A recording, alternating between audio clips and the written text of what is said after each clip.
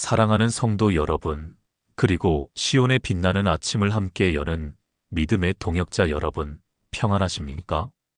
오늘도 우리 인생의 주관자 되시며 때를 따라 아름답게 하시는 하나님 아버지의 위로가 여러분의 심령 깊은 곳에 임하기를 주님의 이름으로 축복합니다.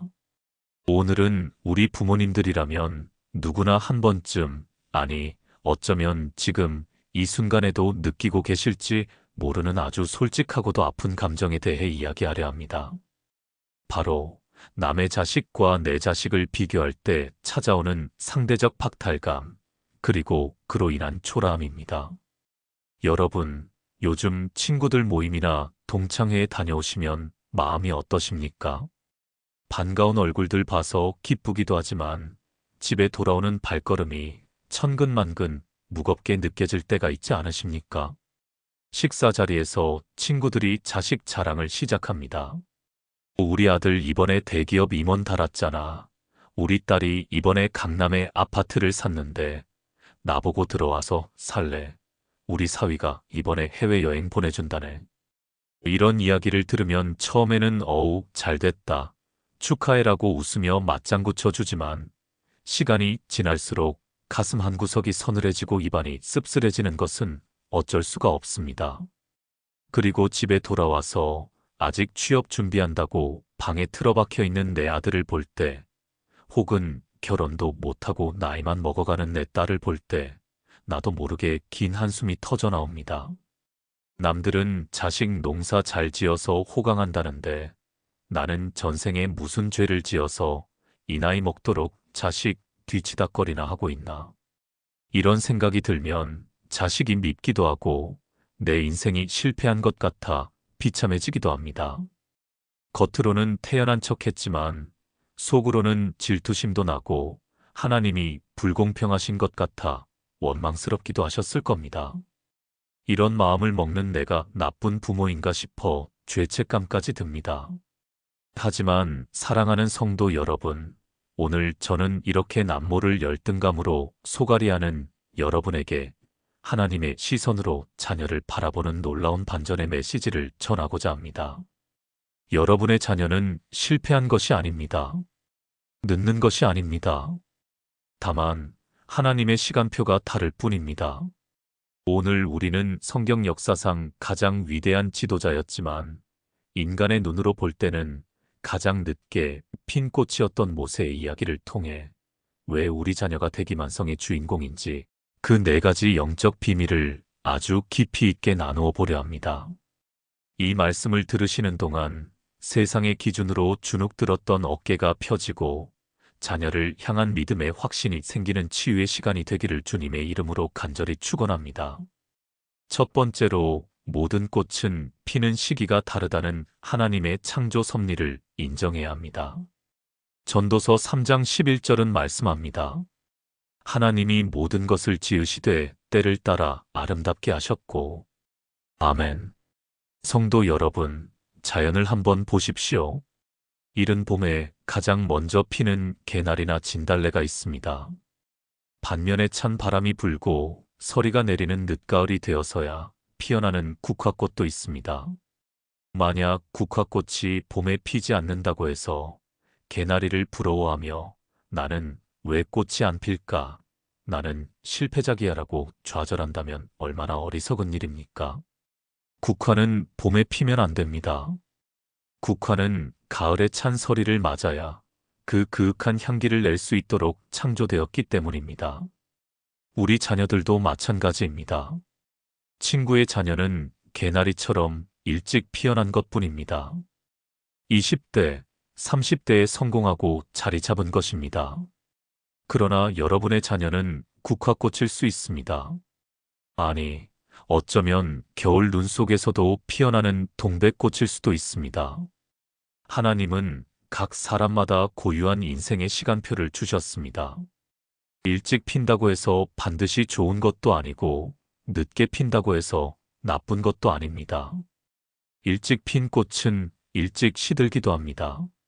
그러나 늦게 피는 꽃은 그만큼 오랫동안 뿌리를 깊이 내렸기에 비바람에도 흔들리지 않는 깊은 향기를 냅니다. 그러니 오늘부터 비교를 멈추십시오. 왜 내 아이는 아직도 겨울일까라고 한탄하지 마십시오.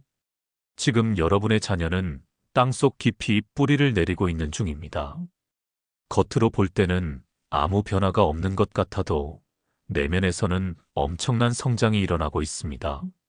하나님이 정하신 그때가 되면 누구보다 화려하고 아름답게 피어날 것임을 믿으십시오. 부모가 이 믿음을 가져야 자녀가 불안해하지 않고 자신의 계절을 준비할 수 있습니다. 두 번째로 80세에 부름받은 모세를 기억하며 대기만성의 소망을 품어야 합니다. 출애굽기 7장 7절을 보면 그들이 바로에게 말할 때에 모세는 80세였고 아론은 83세였더라 라고 기록하고 있습니다. 여러분, 80세입니다. 요즘 시대로 쳐도 은퇴해서 쉴 나이이고 당시 고대 사회에서는 언제 죽을지 모르는 노인이었습니다. 모세의 인생 전반전 40년은 이집트의 왕자로 화려하게 살았습니다. 세상적으로 보면 성공한 인생이었습니다. 그러나 하나님은 그때 모세를 쓰지 않으셨습니다. 혈기가 왕성하고 자기 힘으로 민족을 구원하겠다고 나섰을 때 하나님은 그를 광야로 몰아내셨습니다. 그리고 미디안 광야에서 양똥을 치우며 무려 40년을 보내게 하셨습니다. 친구들은 왕이 되고 장군이 되어 떵떵거릴 때 모세는 이름 없는 목동으로 늙어갔습니다. 아마 모세의 부모님이 살아계셨다면 억장이 무너졌을 것입니다. 왕궁에서 자란 내 아들이 어쩌다 저렇게 되었나 하며 통곡했을 것입니다. 그러나 하나님 보시기에 그 40년은 낭비된 시간이 아니었습니다. 모세의 힘이 빠지고 교만이 깨지고 오직 하나님만 의지하는 온유한 사람으로 빚어지는 훈련의 시간이었습니다. 마침내 80세가 되었을 때 세상 사람들은 다 끝났다고 말하는 그 나이에 하나님은 떨기나무 불꽃 가운데서 모세를 부르셨습니다.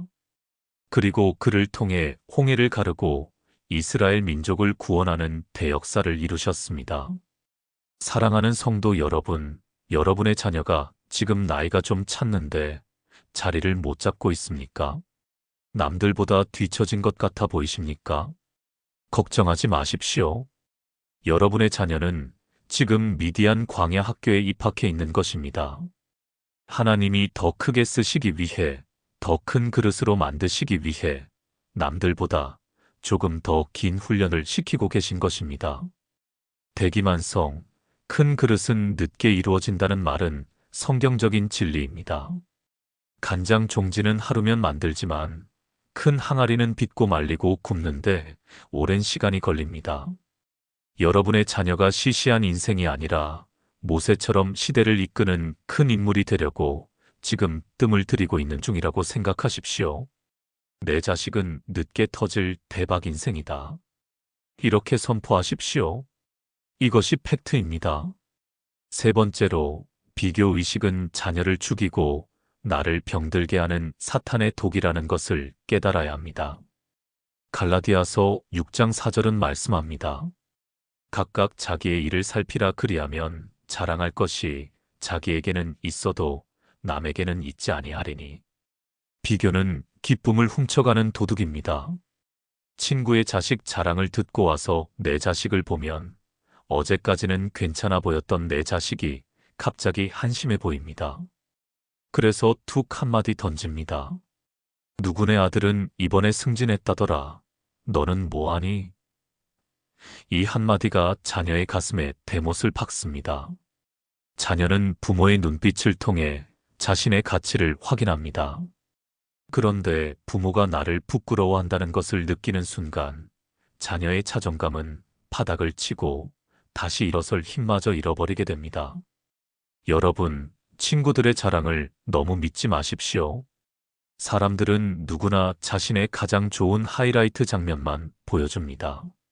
자식이 돈은 잘 벌지 몰라도 가정이 파탄났을 수도 있고 건강이 나쁠 수도 있고 부모와 의절하고 살 수도 있습니다. 겉으로 보이는 화려함 뒤에 감추어진 눈물은 아무도 모릅니다. 반면에 내 자녀는 지금 돈은 좀 못 벌어도 부모에게 따뜻한 말 한마디 건넬 줄 알고 건강하고 착한 심성을 가지고 있을 수 있습니다. 남의 집 화려한 겉모습과 내 집의 초라한 속사정을 비교하지 마십시오. 하나님은 각 가정마다 주신 복의 분량이 다르고 은사가 다릅니다. 남을 부러워하는 순간 하나님이 내게 주신 소중한 복들을 놓치게 됩니다. 오늘부터 귀를 닫으십시오. 그리고 내 자녀에게만 집중하십시오. 내 자녀만이 가진 장점, 내 자녀만이 가진 고유한 매력을 찾아내어 칭찬해 주십시오. 나는 너와 밥 먹는 게 제일 행복해. 너는 존재만으로도 내게 기쁨이야. 부모가 남과 비교하지 않을 때 자녀는 비로소 날개를 펴고 날아오를 준비를 하게 됩니다. 마지막 네 번째로 부모가 해야 할 일은 한숨 쉬는 것이 아니라 믿음의 눈으로 자녀의 미래를 선포하는 것입니다. 빌립보서 1장 6절은 우리에게 놀라운 확신을 줍니다. 너희 안에서 착한 일을 시작하신 이가 그리스도 예수의 날까지 이루실 줄을 우리는 확신하노라. 아멘. 성도 여러분, 자녀의 인생을 시작하신 분이 누구십니까? 내가 낳았지만 자녀를 만드시고 이 땅에 보내신 분은 하나님이십니다. 하나님이 시작하셨다면 하나님이 반드시 끝을 맺으십니다. 지금은 공사 중이라 먼지가 날리고 시끄럽고 어수선해 보일지라도 설계도면을 가지고 계신 하나님은 완공될 그날의 영광스러운 모습을 이미 보고 계십니다. 부모인 우리는 공사판만 보고 혀를 차는 사람이 되어서는 안 됩니다. 완성된 건물을 믿음의 눈으로 바라보며 격려하는 사람이 되어야 합니다. 늦게 된 자녀 때문에 속상할 때마다 한숨 대신 기도를 심으십시오. 하나님, 이 아이의 인생 드라마는 아직 끝나지 않았음을 믿습니다. 1막은 좀 슬프고 답답했지만 2막과 3막에는 하나님의 반전이 기다리고 있음을 믿습니다. 모세처럼 80세에도 청춘처럼 쓰임받는 인생이 될지어다. 요셉처럼 감옥에서 나와 총리가 되는 역전의 명수가 될지어다. 여러분의 입술에 권세가 있습니다. 부모가 아이고 내 팔자야 하고 한탄하면 자녀의 인생도 꼬이지만 부모가 하나님이 너를 크게 쓰실 거야. 너는 대기만성이야 라고 축복하면 자녀의 인생은 그 말대로 견인되어 갑니다. 남들이 다 손가락질해도 부모인 여러분만큼은 자녀의 1호 팬이 되어 주셔야 합니다. 세상 모든 사람이 등을 돌려도 나는 너를 믿는다라고 말해주는 단 한 사람, 그 사람이 바로 여러분이 되어야 합니다. 그 믿음의 지지가 있는 한 여러분의 자녀는 절대로 무너지지 않습니다. 사랑하는 성도 여러분, 오늘 우리는 남들과 비교되어 초라해지는 마음을 이겨내고 자녀를 대기만성의 인물로 바라보는 4가지 영적 비밀을 나누었습니다. 첫째, 꽃마다 피는 시기가 다르다는 창조의 섭리를 믿는 것. 둘째, 80세에 핀 모세처럼 내 자녀도 준비 중임을 확신하는 것. 셋째, 비교는 사탄이 주는 독임을 깨닫고 내 자녀의 장점에 집중하는 것. 넷째, 한숨 대신 믿음의 선포로 자녀의 길을 살려주는 것.